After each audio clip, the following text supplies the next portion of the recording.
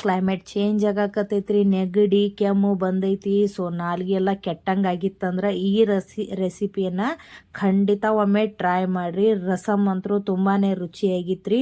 So ಈ ಒಂದು ರಸಮ್ ನೀವು ಮಾಡ್ಕೊಂಡು ಕುಡಿದು ಬಿಟ್ರೆ ಸಾಕು ನೋಡ್ರಿ, ಹೊಳ್ಳೆ ನಾಲ್ಗೆಗೆ ಜೀವ ಬಂದಂಗೆ ಆಗ್ಬಿಡ್ತೈತಿ ನೋಡ್ರಿ, ಅಷ್ಟು ರುಚಿಯಾಗಿರ್ತೈತಿ.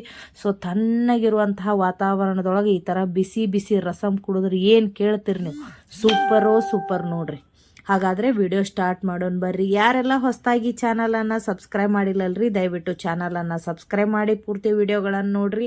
ಅದೇ ರೀತಿ ಬೆಲ್ ಐಕಾನನ್ನು ಒತ್ತಿ, ಹಾಗೆ ಒತ್ತಿದಾಗ ಮಾತ್ರ ನಾನು ಹಾಕುವಂಥ ಹೊಸ ವಿಡಿಯೋಗಳ ನೋಟಿಫಿಕೇಷನ್ ಬರ್ತಾವೆ ನಿಮಗೆ. ಸೊ ಉತ್ತರ ಕರ್ನಾಟಕದ ರೆಸಿಪಿಗಳು ಯಾರಿಗೆಲ್ಲ ಭಾಳ ಇಷ್ಟ ಆಗಕತ್ತಾವಲ್ರಿ ಕಮೆಂಟ್ ಮಾಡೋದನ್ನು ಮರಿಬೇಡ್ರಿ. ಸೊ ನಾನಿಲ್ಲೇ ರಸಮ್ ಮಾಡೋದಕ್ಕೆ 2.5 ಟೊಮೆಟೊ ತೊಗೊಂಡಿದ್ದೀನಿ ರೀ. ಯಾಕಂದ್ರೆ ಮನೆಯಲ್ಲಿ ಎಷ್ಟು ಜನ ಇರ್ತಾರಲ್ರಿ ಅವ್ರು ನೋಡಿ ನಾವು ಅಡುಗೆ ಮಾಡಬೇಕಾಗ್ತದೆ. ಸೊ ನಾನಿವತ್ತು 3 ಮಂದಿಗೆ ಮಾಡಾಕತ್ತಿದ್ದೆ. ಸೊ ಅದಕ್ಕೆ ಟೊಮೆಟೋನ ಕಡಿಮೆ ತೊಗೊಂಡಿದ್ದೀನಿ ರೀ. ನಿಮ್ಮ ಮನೆಯೊಳಗೆ ಯಾರಾದರೂ ಹೆಚ್ಚಿಗೆ ಜನ ಇದ್ದರೆ ನೀವು ಹೆಚ್ಚಿಗೆ ಟೊಮೆಟೊ ಕೂಡ ಹಾಕೋಬೋದು.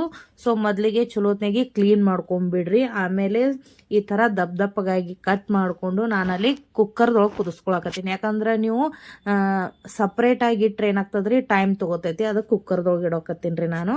ಸೊ ಅದಕ್ಕೆ ಒಂದು ಲಿಂಬೆನ್ ಸೈಜ್ನಷ್ಟು ನಾವು ಇಲ್ಲಿ ಹುಣಸೆ ಹಣ್ಣನ್ನು ಹಾಕೊಂಡಿದ್ದೀವಿ. ಆಮೇಲೆ ಸ್ವಲ್ಪ ಕೊತ್ತಂಬರಿಯನ್ನು ಹಾಕಿ ಇದನ್ನು ನಾವು ಕುದಿಯೋದಕ್ಕೆ ಬಿಟ್ಬಿಡೋನು. 3 ಸೀಟಿ ಹೊಡೆದ್ರೆ ಸಾಕು ನೋಡ್ರಿ. ಅಷ್ಟನ್ನೊತ್ತಿಗೆ ನಾವು ಈ ರಸಮ್ಗೆ ಬೇಕಾದಂತಹ ಮಸಾಲೆಯನ್ನು ರೆಡಿ ಮಾಡ್ಕೊಂಡ್ಬಿಡೋನು. ನಾನಿಲ್ಲಿ 1 ಸ್ಪೂನು ಧನಿಯಾ, 1 ಸ್ಪೂನ್ ಜೀರಿಗೆ, ಆಮೇಲೆ ಒಂದು 10ರಿಂದ 12 ಕರಿಮೆಣಸು, 2 ಬೆಳ್ಳುಳ್ಳಿಯನ್ನು ಸುಲಿದಿಟ್ಕೊಂಡಿನಿ ನೋಡ್ರಿ. ನೀವೇನ ಹೇಳ್ರಿ, ಹಿಂಡಿ ಕಲ್ದೊಳಗೆ ನಾವು ಅರದ್ರೆ ಆ ಮಸಾಲೆ ಟೇಸ್ಟೇ ಬೇರೆ ನೋಡ್ರಿ.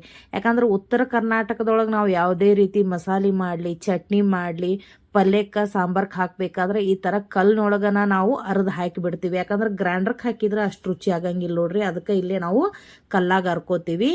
ನಂತರ ನಾವು ಇಲ್ಲೇ ಬೆಳ್ಳುಳ್ಳಿಯನ್ನು ಸಣ್ಣಗೆ ಕುಟ್ಟಿ ಅದನ್ನು ನೈಸಾಗಿ ಪೇಸ್ಟ್ ಮಾಡ್ಕೊಳ್ಳೋಣಂತ. ಸೊ ಯಾರೆಲ್ಲ ಉತ್ತರ ಕರ್ನಾಟಕದ ರೆಸಿಪಿಗಳನ್ನು ನೋಡಾಕತ್ತೀರಲ್ರಿ, ದಯವಿಟ್ಟು ಚಾನಲನ್ನು ಸಬ್ಸ್ಕ್ರೈಬ್ ಮಾಡಿರಿ. ಆಮೇಲೆ ಕಮೆಂಟ್ ಮಾಡೋದನ್ನು ಮರಿಬೇಡ್ರಿ. ಸೊ ನೋಡ್ರಿ, ಈಗ ರೆಡಿ ಆಯ್ತು ಮಸಾಲೆ. ಸೊ ಕುಟ್ಟಿ ಮಾಡಿದ್ರೆ ಒಂದು ಎಕ್ಸಸೈಸ್ ಆಗತ್ತೆ ರೀ, ಆಮೇಲೆ ರುಚಿ ಕೂಡ ಡಬಲ್ ಆಗ್ತದೆ ನೋಡ್ರಿ. ನಂತರ ನಾವಿಲ್ಲೇ ಟೊಮೆಟೊ ಕುದ್ದೈತಿ ಇಲ್ಲಂತ ಚೆಕ್ ಮಾಡೋಣ್ರಿ. ಟೊಮೆಟೊ ಚಲೋತ್ನೇ ಕುದ್ದೈತಿ. ಸೊ ಅದು ಆರಿದ ನಂತರ ನೀವು ಗ್ರೈಂಡ್ರಿಗೆ ಹಾಕೋರಿ. ಸೊ ಇಲ್ಲಿ ಇನ್ನು ನಂದು ಸುಡಾಕತ್ತೈತಿ, ಗ್ರೈಂಡ್ರಿಗೆ ಹಾಕಿ ಆರೋದಕ್ಕೆ ನಾ ಬಿಟ್ಬಿಡ್ತೀನಿ ನೋಡ್ರಿ. ಎಷ್ಟು ಚಲೋತ್ನೇ ಕುದ್ದೈತಿ.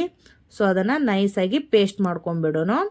ನಂತರ ನಾನಿಲ್ಲೇ ಒಗ್ಗರಣೆಯನ್ನು ಹಾಕೊಳಕತ್ತೀನಿ.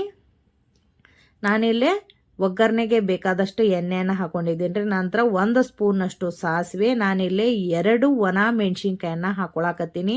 ಸೊ ಮೆಣಸಿನ್ಕಾಯಿ ಮಾತ್ರ ಕಂಪಲ್ಸರಿ ಹಾಕೋಬೇಕು ನೋಡ್ರಿ, ಅಂದ್ರೆ ಮಾತ್ರ ರಸಮ್ಮ ರುಚಿ ಬೇರೆನೇ ಬರ್ತೈತಿ. ನಂತರ ಕರಿಬೇವು, ಆಮೇಲೆ ನೀವೇನು ಕುಟ್ಟಿ ಪುಡಿ ಮಾಡಿಟ್ಕೊಂಡ್ರಲ್ರಿ ಮಸಾಲೆ, ಎರಡನ್ನ ನಾನಿಲ್ಲೇ ಒಗ್ಗರಣೆ ಒಳಗೆ ಹಾಕಿ ಸಣ್ಣ ಉರಿ ಒಳಗಿಟ್ಟ ಬೇಯಿಸ್ರಿ. ಹೊತ್ತಿಸಕ್ಕೆ ಹೋಗ್ಬೇಡ್ರಿ, ಜೋರಾಗಿ ಗ್ಯಾಸ್ ಇಟ್ಟು.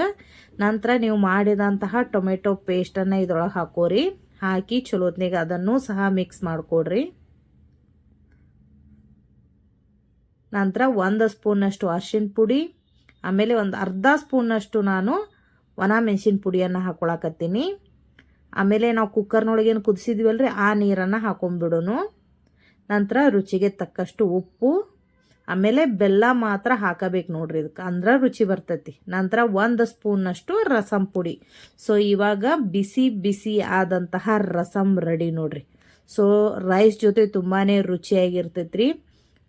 ಬೇಕಂದ್ರೆ ನೀವು ಒಂದು ವಾಟಕದೊಳಗೆ ಹಾಕ್ಕೊಂಡು ಹಾಗೇನೂ ಕುಡಿಬೋದು. ನೀವು ಹೆಂಗೆ ಚಹಾ ಕುಡಿತೀರಲ್ರಿ ಆ ರೀತಿ ನೀವು ಕುಡಿಬೋದು. ಸೊ ನಮ್ಮ ಮನೆಯೊಳಗೆ ನಾವು ಈ ರೀತಿನೂ ಕುಡಿತೀವಿ.